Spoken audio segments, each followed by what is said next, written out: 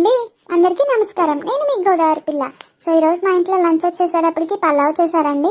So ఈ పలావ్ వచ్చేసి green బటానీస్ కూడా వేశారు. సో బటానీస్ తెలిసిందే కదా, ప్రోటీన్ ఫుడ్, మనకి హెల్తీకి కూడా మంచిది. అండ్ ఇంకా చికెన్ కర్రీ చేస్తారు దానికి తోడుగా.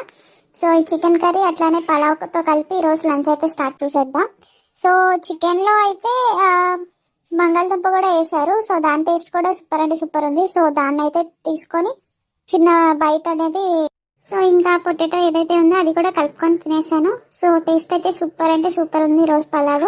సో ఆంధ్రాలో అయితే పలావ్ అంటారు, బిర్యానీ అంటారు, కానీ తెలంగాణ వాళ్ళు అయితే బగారా బగారా అంటారు. నేను మా ఫ్రెండ్స్తో కూడా ఈరోజు బిర్యానీ అంటే అది బిర్యానీనా అనేవారు.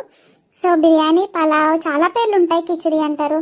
సో ఇంక ఇంట్లో కొంచెం వెజ్ కర్రీ కూడా చేసేస్తే ఆనపకాయ పులుసు అంట, ఇది కూడా టేస్ట్ చేస్తాను. మనకంతా నచ్చదు, ఏదో కొంచెం అట్లా తినేసాను. సో ఇంకొంచెం రైస్ వేసుకొని నిమ్మకాయ పిండుకొని ఇది చికెన్ కర్రీ మళ్ళీ ఇంకొంచెం 2-3 ముద్దలు లాగిచ్చేసాను.